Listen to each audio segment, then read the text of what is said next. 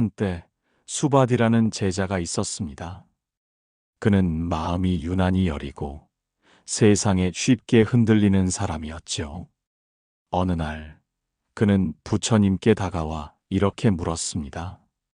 세상의 말들이 저를 찌릅니다. 누가 저를 미워했다는 말 한마디에도 저는 며칠을 앓습니다. 마음이 바위처럼 단단해지려면 어떻게 해야 합니까? 부처님은 바닥에 조용히 손가락으로 선을 그으시고 말씀하셨습니다. 수바디야, 내가 손으로 물결을 움켜쥐려 하면 할수록 손은 더 젖고 물은 더 빠르게 흘러간다. 그저 바라보아라. 그대로 두어라. 바람은 늘 스치고 지나갈 뿐이다. 수바디는 그 말이 처음엔 잘 이해되지 않았습니다. 그렇지만 그날부터 그는 사람들의 말에 바로 반응하지 않기 시작했습니다. 화가 났을 때는 가만히 숨을 들이쉬고 가슴이 저릴 때는 하늘을 올려다보며 그저 흘려보내기를 연습했지요. 시간이 흐르자 신기하게도 그를 괴롭히던 말들이 예전처럼 오래 머물지 않았습니다. 마치 강에 던진 돌멩이도 언젠가는 바닥에 가라앉듯이 그의 마음에도 다시 고요함이 찾아왔습니다. 여러분, 마음에 걸리는 말들이 있을 겁니다. 누군가의 무심한 말 한마디, 잘해보려 했지만 결과가 좋지 않았던 날, 그 기억들이 자꾸만 다시 떠오르지요. 하지만 부처님은 말씀하십니다. 그것은 실제하지 않는다. 내가 만든 그림자일 뿐이다. 잡으려 하지 말고 바라보아라. 그리고 그냥 놓아라. 놓는다는 건 포기하는 게 아닙니다. 그건 오히려 진짜 나를 돌보는 일입니다. 말 한마디에 상처받는 나, 사람들의 시선에 주춤거리는 나, 그 연약한 나를 꾸짖지 말고 안아주는 것입니다. 그래, 내가 또 마음이 흔들렸구나. 그래도 괜찮아. 지금 다시 놓으면 돼. 그렇게 말해보세요. 스스로를 위로하는 말 한마디가 어쩌면 누군가의 따뜻한 위로보다 더 깊이 스며들 수 있습니다. 살다 보면 어떤 말은 가시처럼 마음에 박힙니다. 하지만 가시는 억지로 뽑으려 할수록 더 아프고 깊이 들어가게 되지요. 가만히 두세요. 숨을 고르고 시간을 주고 그 아픔마저도 흘러가게 하세요. 우리는 자꾸만 마음을 컨트롤하려고 애씁니다.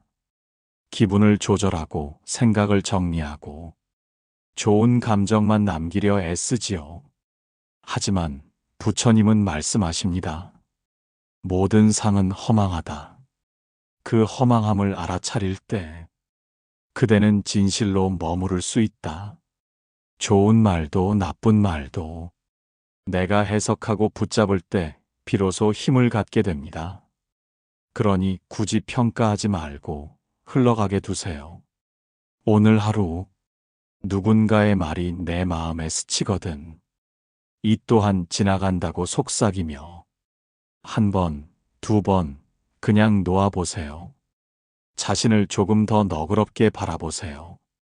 흔들려도 괜찮습니다.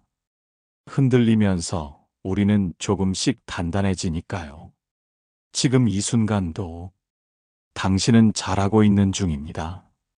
가장 중요한 건 다시 돌아오려는 마음, 그리고 그 마음을 알아차리는 연습입니다. 마음에 피는 연꽃은 조용히 자랍니다. 어느 날 안한존자가 부처님 곁에 앉아 조용히 물었습니다.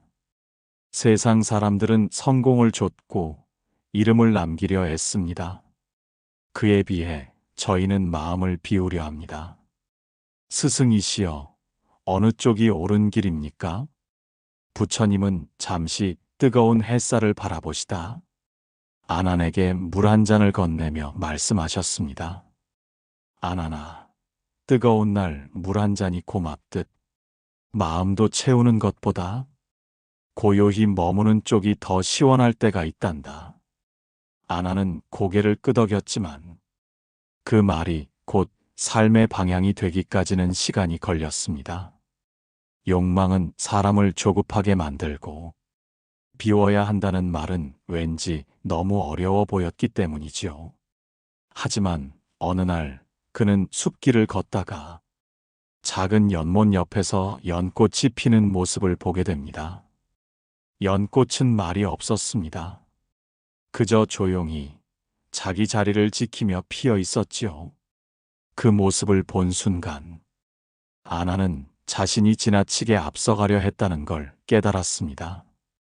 이름을 남기려 했고 인정받고 싶어 했으며 부처님의 제자로서 누구보다 앞서가고 싶었지요. 하지만 연꽃은 그러지 않았습니다. 해가 뜨고 물이 차오르고 때가 되자 말없이 피었을 뿐입니다. 부처님은 우리에게 늘 말씀하십니다.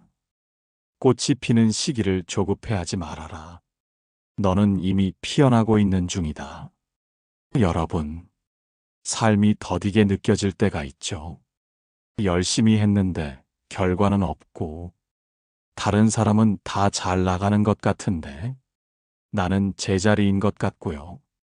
그럴 때일수록 당신 안에 연꽃이 자라고 있다는 걸 기억하세요. 밖에서는 아무 일도 없어 보이지만 당신 마음 속에서는 조용한 변화가 일어나고 있는 중입니다. 인생은 속도가 중요한 게 아니라 방향이 맞는지가 더 중요합니다. 당신이 가는 길이 비록 남들보다 느리게 보여도 그 길이 당신 마음을 평온하게 한다면 그건 가장 바른 길입니다. 부처님은 말씀하십니다. 마음이 고요할수록 지혜는 더 깊어진다. 지혜는 아는 게 늘어나서 생기는 것이 아닙니다. 불필요한 것을 하나씩 놓아갈 때 그 자리에 맑은 눈이 생기는 것입니다. 무언가 되기 위해 애쓰기보다 지금 이대로 괜찮다고 스스로에게 말해주는 연습을 해보세요. 당신의 존재는 애써 꾸미지 않아도 이미 소중합니다. 지금 여기 살아 숨 쉬는 것만으로도 당신은 이 세상에 단 하나뿐인 향기입니다. 그 향기는 어떤 말이나 성과보다 더 오래 남습니다. 조급해하지 마세요. 당신 마음의 연꽃은 지금 조용히 피어나는 중입니다. 오늘 하루는 아무것도 이루지 않아도 괜찮습니다. 그저 조용히 나 자신을 안아주는 시간. 그것만으로도 충분합니다. 멈추면 들리는 소리. 그날은 비가 내리고 있었습니다. 차가운 안개가 산허리를 감싸고 숲은 말없이 숨을 죽이고 있었지요. 한 젊은 수행자가 부처님께 다가와 물었습니다. 스승이시여, 저는 늘 무언가를 해야만 살아있는 것 같고 가치 있는 사람처럼 느껴집니다. 가만히 있는 시간이 괴롭습니다.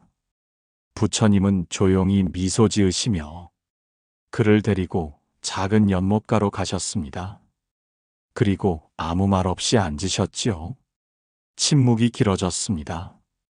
빗방울이 물 위를 두드리는 소리, 바람이 나뭇잎을 흔드는 소리, 작은 벌레의 날갯짓까지 들리는 고요함 속에서 젊은 수행자는 갑자기 눈시울이 붉어졌습니다.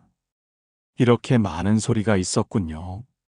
저는 늘 분주하게 움직이며 이 모든 걸 놓치고 살았습니다. 부처님은 조용히 고개를 끄덕이셨습니다. 멈추어야 들리는 소리가 있다.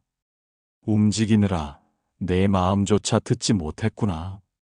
우리는 무언가를 계속해야만 의미 있는 삶이라 믿습니다.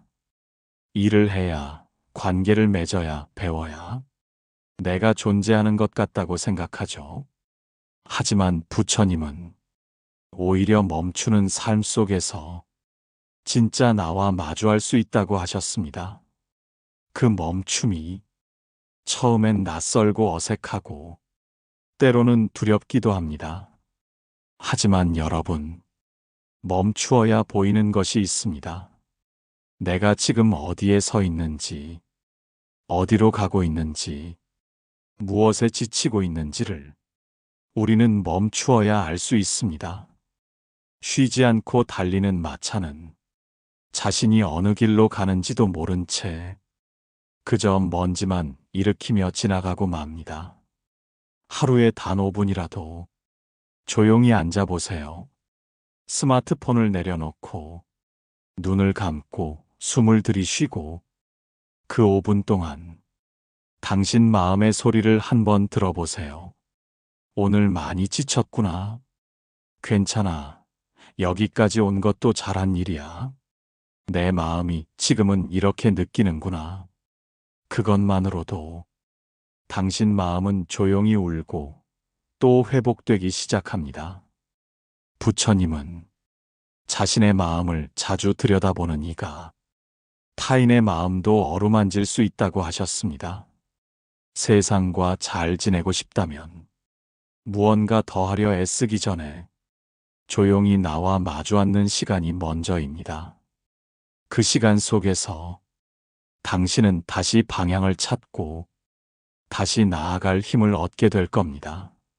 멈춘다는 건 게으른 것도 나약한 것도 아닙니다. 그건 깊이 숨을 들이마시기 위한 지혜로운 선택입니다. 오늘 하루 잠시라도 가만히 앉아보세요. 세상은 여전히 분주하게 돌아가겠지만 당신 마음엔 비로소 고요한 연못이 생길지도 모릅니다.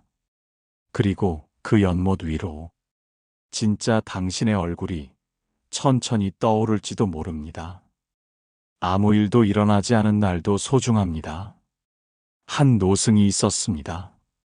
그는 긴 세월을 산속에서 지내며 별다른 일 없이 조용히 살아가고 있었지요.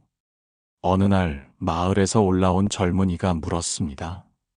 스님, 산속에서 뭐 하며 사십니까? 매일 똑같고 심심하지 않으세요? 노승은 그저 조용히 미소 지으며 말했습니다. 나는 매일 새롭다네. 아무 일도 없다는 것조차 얼마나 귀한 축복인지 아는가? 젊은이는 고개를 갸웃했습니다. 무엇이 특별하다는 건지 도무지 알 수 없었지요. 그날 밤, 마을로 돌아가던 길에 갑작스레 비가 쏟아졌고 넘어진 나뭇가지에 발을 헛디뎌 크게 다친 그는 며칠 동안 꼼짝없이 누워 있어야 했습니다. 그제서야 그는 문득 아무 일도 없던 평범한 하루가 얼마나 귀한 날이었는지를 깨닫게 되었습니다. 부처님께서도 모든 존재는 인연 따라 흘러간다. 생긴 것도 언젠가는 사라질 것이다. 라고 하셨습니다. 사라질 수 있다는 걸 아는 순간, 우리는 지금 이 자리를 더욱 귀하게 느끼게 됩니다. 여러분, 오늘 별일 없으셨나요? 그렇다면 그건 참으로 감사한 하루입니다. 우리는 늘 특별한 일이 있어야만 살았다고 느낍니다. 기억에 남을 만한 사건, 무언가 해낸 성취, 누군가에게 인정받는 순간. 하지만 인생에서 정말 오래 남는 것들은 의외로 그런 작은 평범함입니다. 햇살이 부드러웠던 아침, 차 한 잔을 천천히 마셨던 시간, 누구의 방해도 없이 나를 위한 잠깐의 산책. 그런 것들이 세월이 흐른 뒤엔 마음에 가장 따뜻하게 남습니다. 부처님은 물고기는 깊은 물을 좋아하고 지혜로운 이는 고요한 마음을 즐긴다. 고 하셨습니다. 고요함을 즐길 수 있을 때 우리는 삶의 본 모습과 마주하게 됩니다. 오늘 하루 일이 없었다고 아쉬워하지 마세요. 사건이 없었다고 의미 없다고 느끼지 마세요. 그저 조용히 하루를 보내며 스스로를 돌본 하루였다면 그건 이미 충분히 잘 살아낸 하루입니다. 오늘은 아무 일도 없었어요. 그 말 속에 담긴 평온함을 한번 느껴보세요. 아무 일 없다는 건 몸이 아프지 않았다는 것, 가까운 사람이 평안하다는 것, 마음이 크게 요동치지 않았다는 것. 생각해보면 이보다 더 큰 축복이 또 있을까요? 여러분, 이제는 작은 평범함 속에서 진짜 기쁨을 느껴보는 연습을 해보세요. 특별함에 매달리지 않아도 매일은 충분히 귀하고 지금 이 순간도 이미 충분합니다. 그리고 그걸 알아차린 마음엔 작은 등불처럼 따뜻한 평안이 조용히 피어오르기 시작합니다. 마음이 허기질 땐 조용히 앉으세요. 그날은 유난히 해가 밝았습니다. 부처님은 나무 그늘 아래 앉아 계셨고 한 수행자가 다가와 눈을 떨구며 말했습니다. 스승이시여, 요즘 저는 자꾸만 허기집니다. 먹을 것도 충분히 먹고 잠도 그리 부족하진 않은데 속이 허하고 마음이 가라앉습니다. 무엇이 문제일까요? 부처님은 수행자의 얼굴을 찬찬히 바라보다 조용히 말씀하셨습니다. 몸의 배고픔은 음식으로 채울 수 있지만 마음의 허기는 고요로만 채워진다. 그 허기 속엔 그대가 스스로에게 말하지 못한 외로움이 담겨 있다. 수행자는 문득 지나온 시간들이 떠올랐습니다. 늘 무언가를 해내야 한다는 강박, 주변 사람들에게 괜찮은 사람으로 보이려는 애씀, 그 속에서 자기도 모르게 자신을 잃고 있었던 것이지요. 여러분, 우리도 종종 그런 허기를 느끼며 삽니다. 겉으론 멀쩡해 보이는데 마음 한구석이 왠지 공허하고 설명할 수 없는 외로움이 밀려올 때가 있지요. 그럴 땐 음식도 여행도 말동무도 순간은 달래줄 수 있어도 온전히 채워주진 못합니다. 왜냐하면 그 허기는 내가 나에게서 멀어진 시간에서 오기 때문입니다. 부처님은 자신의 마음을 돌보지 않는 사람은 어디를 가든 허전함을 안고 살아간다고 하셨습니다. 삶은 늘 무언가를 요구합니다. 성과, 역할, 책임. 그러다 보면 우리는 내가 정말 어떤 사람인지, 무엇이 나를 기쁘게 하고, 어떤 순간에 내가 편안한지를 잊고 살기 쉬워집니다. 그럴 땐 조용히 앉아보세요. 아무것도 하지 말고 그저 지금 내 마음이 어떤지 들어보세요. 지금 외롭구나. 뭔가 놓치고 있는 기분이야. 내가 나를 좀 많이 잊고 있었구나. 그렇게 알아차리는 순간 그 허기는 조금씩 풀리기 시작합니다. 허기진 마음을 억지로 메우려 하지 마세요. 그저 따뜻하게 바라보는 것으로도 마음은 조금씩 회복됩니다. 부처님은 말씀하십니다. 자신을 사랑하되 탐욕으로 끌어당기지 말고 연민으로 어루만져라. 오늘 하루 혹시 마음이 이유 없이 허기졌다면 누군가를 탓하거나 뭔가를 더 채우려 애쓰기보다 그냥 가만히 앉아서 자신에게 이렇게 말해주세요. 괜찮아. 너도 많이 애썼구나. 조금 쉬어도 돼. 그 말 한마디가 어쩌면 세상의 어떤 위로보다 더 깊이 당신을 감싸줄 수 있습니다. 당신은 지금 이대로 충분히 소중한 사람입니다. 그걸 스스로 잊지 않는 하루가 되길 바랍니다. 화는 나를 찌르는 칼입니다. 한 제자가 분노에 찬 얼굴로 부처님을 찾아왔습니다. 그의 눈은 붉게 달아올라 있었고 말투는 거칠었지요. 스승이시여, 저는 참을 만큼 참았습니다. 그 사람이 또 저를 무시하고 상처 주는 말을 했습니다. 이번엔 그냥 넘기고 싶지 않습니다. 부처님은 잠시 제자를 바라보다 옆에 있던 작은 숯덩이를 가리키셨습니다. 이 숯을 움켜쥐고 그 사람에게 던지려면 어떻게 해야 하겠느냐? 제자는 당황한 얼굴로 대답했습니다. 손이 데이겠지요. 부처님은 조용히 고개를 끄덕이며 말씀하셨습니다. 그래, 화도 그렇다. 먼저 데이는 것은 결국 그대 자신이다. 우리는 살아가며 수없이 화를 느낍니다. 부당한 대우를 받을 때, 억울한 오해를 겪을 때, 소중한 사람이 나를 이해하지 못할 때, 그럴 땐 그 감정이 너무도 강해서 모든 것을 덮어버릴 것처럼 느껴지지요. 하지만 부처님은 우리에게 그 화를 던지기 전에 먼저 그 온도를 느껴보라고 하셨습니다. 내가 쥔 그 불덩이가 가장 먼저 데우는 것은 내 마음이다. 그러니 던지기 전에 그것을 놓아야 한다.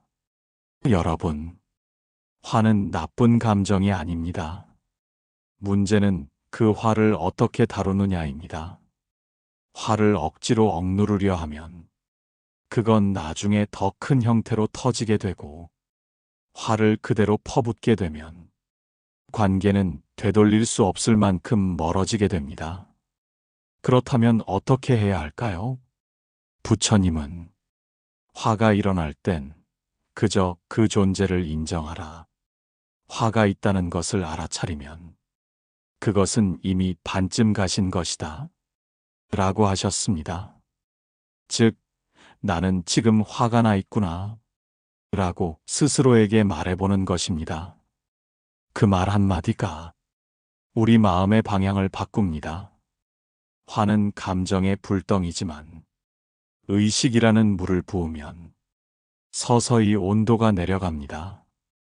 또한 화를 느끼는 그 순간 잠깐이라도 멈춰서서 숨을 깊게 들이쉬어 보세요. 그 한숨이 말 한마디를 바꾸고 표정을 바꾸고 관계를 지키는 숨결이 되어줍니다. 여러분, 우리가 가장 후회하는 순간은 화를 참지 못했던 그때입니다. 말이 너무 빨랐고 표정이 너무 날카로웠고 마음이 너무 닫혀 있었던 그때. 그러니 다음번에는 조금만 천천히 반응해 보세요. 그 침묵의 3초가 삶을 부드럽게 바꿔줍니다. 지금은 말하지 말자. 지금은 가만히 바라보자. 내가 나를 먼저 다독이자. 이렇게 말하면서 그 불덩이를 먼저 내려놓는 연습을 해보세요. 화는 참는 것이 아니라 이해하고 흘려보내는 것입니다. 그럴 수 있다면 당신의 마음엔 분노 대신 연민이, 미움 대신 자비가 자리 잡게 될 것입니다. 그리고 그 자비는 당신을 가장 먼저 따뜻하게 안아줄 것입니다. 비교의 그림자에서 벗어나려면 한 젊은 수행자가 부처님께 물었습니다. 스승이시여, 저는 요즘 수행이 잘 되지 않습니다. 같이 시작한 이들은 하나둘 깨달음을 얻었다고 하는데 저만 제자리인 것 같습니다. 부처님은 아무 말 없이 손에 든 바가지를 강물에 띄우셨습니다. 그리고 조용히 말씀하셨습니다. 이 바가지가 강물 위를 떠내려가는 동안 옆에 있는 바가지와 속도를 비교할 필요가 있을까? 수행자는 조용히 고개를 숙였습니다. 그는 자신이 남을 부러워하고 있다는 걸 부처님의 그 말씀 한마디로 알아차렸던 것이지요.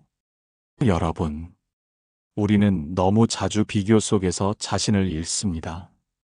옆 사람이 이룬 것을 보며 나는 왜 아직 거기에 닿지 못했는가 자책하고, 다른 사람의 웃음을 보며 나는 왜 이렇게 지쳤는가 초조해하고. 하지만 부처님은 말씀하십니다. 모든 것은 제각각 피어난다. 비교는 꽃에게 흙을 부끄럽게 만드는 것이다. 한 사람이 겪는 속도와 방향은 그 사람만의 인연과 조건 위에서 이루어지는 것입니다. 누구도 누구의 삶을 대신 살 수 없듯 누구도 누구의 시간표를 따라갈 수 없습니다. 봄에 피는 꽃도 있고 가을에 피는 꽃도 있습니다. 가을에 피는 국화에게 왜 봄에 피지 않았냐고 묻는다면 그건 너무나 가혹한 일이지요. 여러분, 지금 누군가와 자신을 비교하고 있다면 잠시 멈추어 물어보세요. 나는 지금 무엇이 나를 불안하게 만드는가? 그 사람 때문이 아니라 내 마음속 부족함의 감정이 비교라는 옷을 입고 나타난 것은 아닐까? 비교는 남을 보고 나를 깎는 일이 아닙니다. 그것은 나를 더 들여다보라는 마음의 신호일 수 있습니다. 나는 무엇이 아쉽고 어디서부터 다시 나를 믿어야 할까? 그렇게 나를 따뜻하게 바라보는 순간 비교의 그림자는 조용히 물러갑니다. 부처님은 다른 사람과 자신을 비교하지 말고 어제의 나와 오늘의 나를 살펴보라 고 하셨습니다. 오늘 하루 내가 어제보다 더 자비로웠는지, 더 인내했는지, 더 자신을 이해했는지를 살펴보세요. 그것이면 충분합니다. 누군가보다 더 빨리 걷는 것이 중요한 게 아니라 오늘도 내 발로 이 길을 걷고 있다는 사실이 가장 소중한 진보입니다. 그리고 그 길 위에서 당신만의 속도로 피어나는 삶은 그 어떤 비교도 필요 없는 향기를 지니게 됩니다. 남이 만든 기준이 아닌 내가 원하는 삶의 방향에 귀 기울이세요. 그 소리에 따라 한 걸음씩 나아가다 보면 당신의 삶은 조용하지만 단단한 빛으로 오래도록 반짝이게 될 것입니다. 슬픔은 밀어내지 말고 안아주세요. 그날은 유난히 구름이 낮게 깔린 날이었습니다. 하늘이 잔뜩 가라앉은 것처럼 한 제자의 마음도 무거워 있었습니다. 그는 부처님 앞에 다가와 말했습니다. 스승이시여, 저는 요즘 자주 울고 싶어집니다. 마음이 툭 건드려지면 금방이라도 눈물이 날 것 같습니다. 이런 저를 약하다고 느껴 부끄럽습니다. 부처님은 조용히 그의 어깨에 손을 얹고 말씀하셨습니다. 울음은 강물이다. 그 강이 흐르지 않으면 마음은 메마른 땅이 되어 금이 간다. 그대는 지금 아주 잘 흘러가고 있는 중이다. 제자는 놀란 눈으로 부처님을 바라보았습니다. 자신의 눈물이 받아들여진다는 것이 처음엔 낯설었기 때문이지요. 여러분, 우리도 종종 그런 감정을 느낍니다. 마음이 이유 없이 무겁고 자꾸만 눈물이 날 것 같은 날. 그런 날 우리는 그 감정을 참아야 할 것으로 여기곤 합니다. 나는 괜찮아야 해. 이 정도 슬픔쯤은 넘길 수 있어야 해. 하며 스스로를 다그치지요. 하지만 부처님은 오히려 그 슬픔과 함께 앉으라고 하십니다. 그대의 마음이 울고 있다면 그 울음을 외면하지 말고 등을 토닥이며 함께 있어 주어라. 슬픔은 버려야 할 감정이 아니라 살아있다는 증거입니다. 누군가를 사랑했기에 아프고 무언가를 잃었기에 허전한 것이니까요. 그건 당신이 무감각하지 않다는 여전히 따뜻한 사람이라는 증거입니다. 부처님께선 슬픔에 빠진 이를 향해 조용히 말씀하셨지요. 그대가 지금 앓는 마음도 언젠가는 꽃이 된다. 다만 지금은 씨앗일 뿐이다. 슬픔은 지금 당장은 이해되지 않아도 훗날 그 경험이 누군가의 고통을 이해하는 지혜가 되어 돌아옵니다. 지금 느끼는 이 무거운 감정이 언젠가는 누군가를 감싸는 부드러운 손길이 될 수 있습니다. 그러니 여러분, 슬픔이 찾아올 땐 억지로 떨쳐내려 애쓰지 마세요. 그저 조용히 말해주세요. 그래, 지금 나는 슬퍼. 그래도 괜찮아. 이 감정도 지나갈 거야. 나는 이 감정을 견딜 수 있어. 그 말만으로도 당신 마음 속에 작은 등불이 켜집니다. 그리고 그 등불이 어두운 감정의 밤을 조용히 비추어 줄 것입니다. 슬픔은 결코 약함이 아닙니다. 그건 마음이 깊이 움직였다는 표시이고, 마음이 움직인 사람만이 진짜 삶을 살아갈 수 있습니다. 오늘 하루 마음이 가라앉거든 스스로에게 조용히 시간을 주세요. 세상이 요구하는 속도가 아닌 당신 마음의 숨결에 맞춰 천천히 부드럽게 살아가세요. 그리고 기억하세요. 당신이 느끼는 모든 감정은 존중받을 가치가 있습니다. 무너진 날 다시 일어서는 힘. 그날따라 정진을 멈춘 제자가 있었습니다. 그는 매일 새벽 가장 먼저 일어나 수행을 하던 이였고, 누구보다 부지런히 노력하던 이였지요. 하지만 어느 날부터인가 그는 혼자 조용히 뒤에 앉아 정진도 질문도 하지 않았습니다. 부처님은 그에게 다가가 부드럽게 물었습니다. 요즘 어찌 지내느냐? 제자는 떨리는 목소리로 대답했습니다. 스승이시여, 저는 무너졌습니다. 아무리 해도 제자리 같고 문득문득 모든 것이 헛되게 느껴집니다. 부처님은 조용히 고개를 끄덕이며 말씀하셨습니다. 무너졌다는 것은 지금까지 쌓아 올린 것을 돌아보게 하는 기회이다. 너는 지금 다시 시작할 자리에 서 있다. 여러분, 살다 보면 무너지는 날이 있습니다. 애써왔던 일이 흩어지고 열심히 지켜온 마음이 흔들리고 자신이 작게만 느껴지는 날. 그럴 때 우리는 스스로에게 가장 가혹해지곤 하지요. 나는 왜 이럴까? 다시 시작할 힘도 없다. 하며 마음을 닫아버립니다. 하지만 부처님은 그 무너진 자리에서 비로소 진짜 시작이 가능하다고 하셨습니다. 마음이 낮아질 때 그대는 땅을 딛고 서게 된다. 무너졌다는 건 이제 다른 방식으로 더 단단하게 쌓아갈 수 있다는 뜻입니다. 여러분, 돌이켜보면 삶에서 가장 크게 자란 순간은 성공했을 때가 아니라 넘어졌을 때였습니다. 그때 우리는 무엇이 나를 지탱했는지, 누가 조용히 곁에 있었는지, 어떤 말 한마디가 힘이 되었는지를 정말로 알게 되지요. 그리고 그 깨달음은 앞으로의 삶을 더 따뜻하고 단단하게 만들어줍니다. 부처님은 또 말씀하십니다. 넘어졌다면 그 자리에 잠시 앉아라. 무릎을 다독이고 마음을 내려놓은 뒤 천천히 일어나도 된다. 우리는 너무 급하게 다시 일어나려 하진 않나요?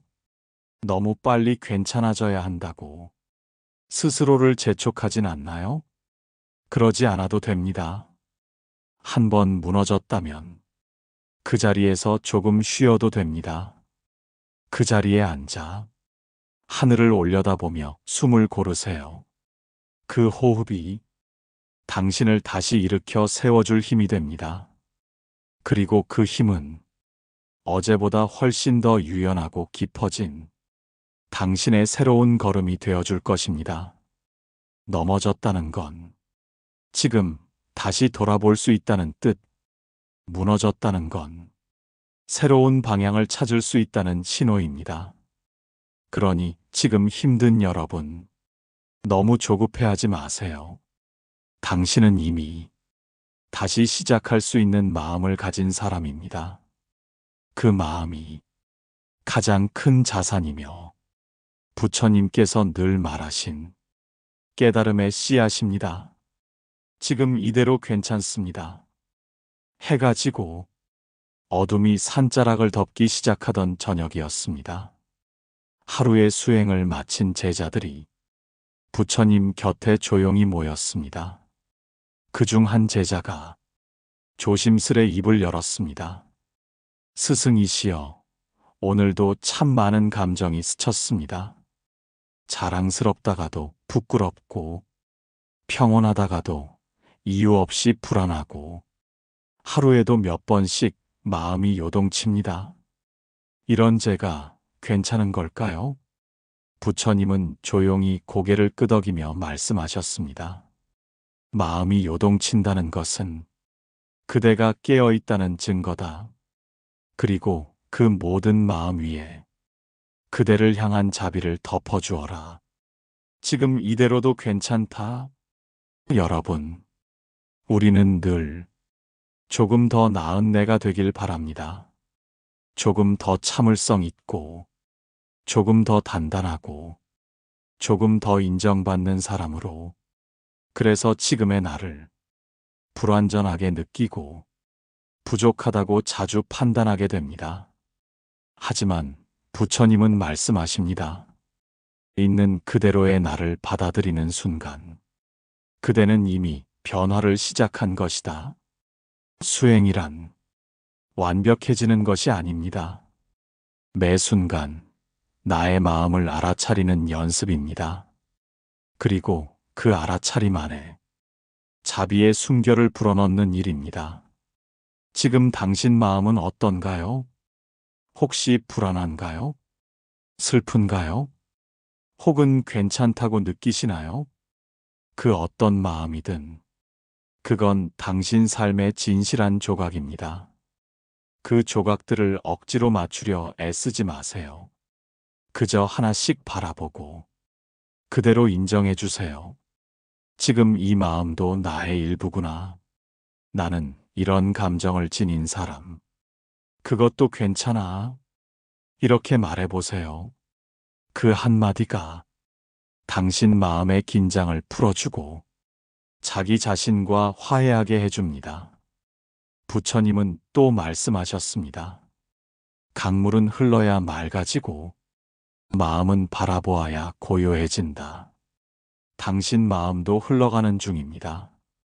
흐르다 보면 언젠가는 맑아지고 그 속에 잔잔한 지혜가 피어오를 것입니다. 더 잘하려 애쓰지 않아도 지금 이 자리에 조용히 앉아 있는 것만으로도 당신은 충분히 잘하고 있는 중입니다. 오늘 하루 당신 마음이 조금 힘들었다면 스스로에게 이렇게 말해주세요. 수고했어. 오늘도 나답게 살아줘서 고마워. 내 마음아, 괜찮아. 지금 이대로도 충분해. 그 따뜻한 말 한마디가 당신 안에 깊은 평온을 심어줄 것입니다. 이제 길고 깊은 마음 여행의 끝자락에 도달했습니다. 하지만 이것은 끝이 아니라 당신 내면의 등불이 켜지는 시작입니다. 앞으로도 때때로 마음이 흔들릴 겁니다.